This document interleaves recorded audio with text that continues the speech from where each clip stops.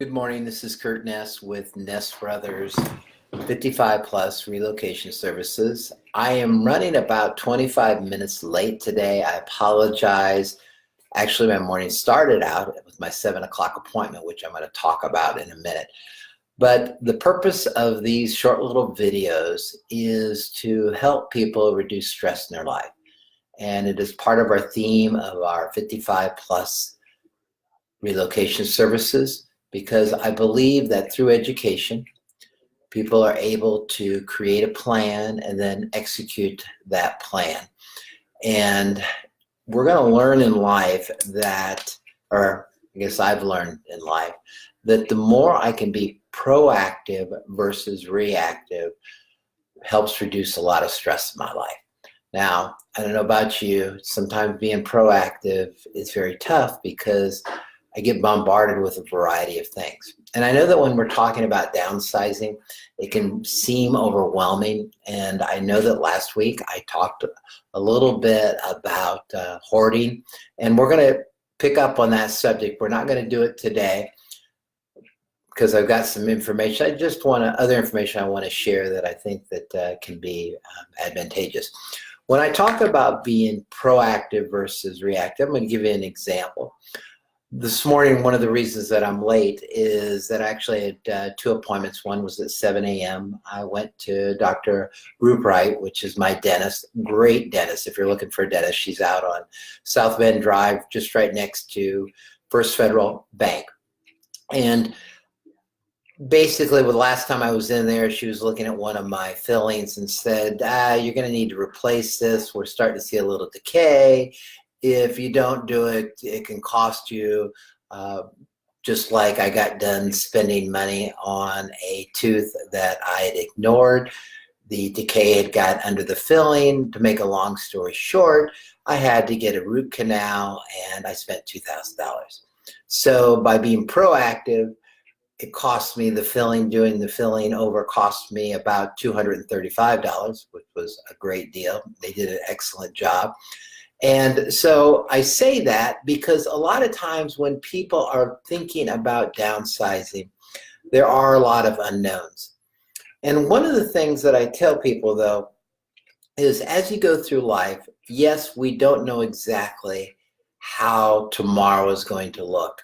But if we educate ourselves, if we talk to people, other people that are qualified, and then be proactive on moving forward, we're going to be in a lot better position than if we have to be reactive. And when I'm talking about downsizing, reactive from the standpoint of, I see it a lot of times that people did not take the proper steps early. So now they are either forced to make the steps or those changes, or even more drastic, somebody else is making the decisions for them.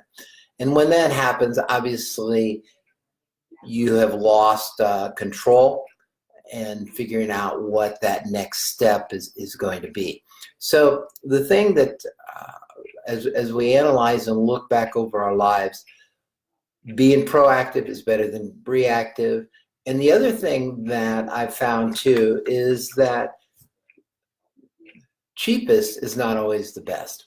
And I can give numerous examples, from car mechanics to getting properties painted to, I've got some investment properties, and you're always trying to balance out how much to spend versus getting the job done.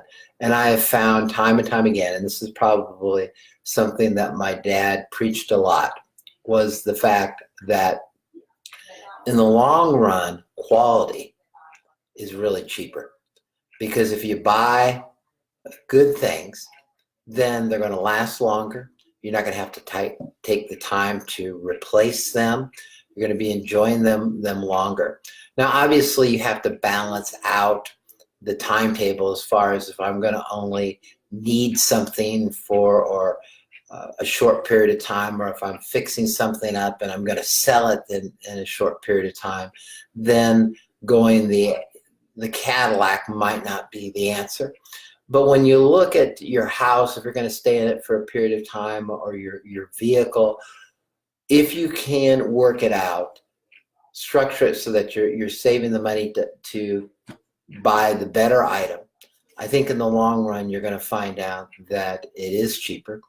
You've been more proactive versus reactive. And of course, sometimes we have to be reactive because the unexpected comes up. But if we've set a foundation in place, even when the unexpected comes up, we are going to be in a better position, maybe financially or emotionally or support group, to handle that scenario.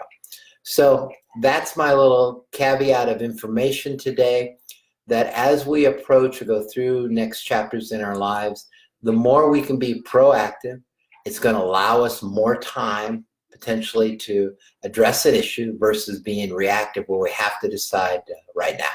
If you like these little topics, please share them or give me a thumbs up. Also, I'm also looking for other topics or concerns that people have that they want me to talk about. Have a great week. We'll see you next week. Bye.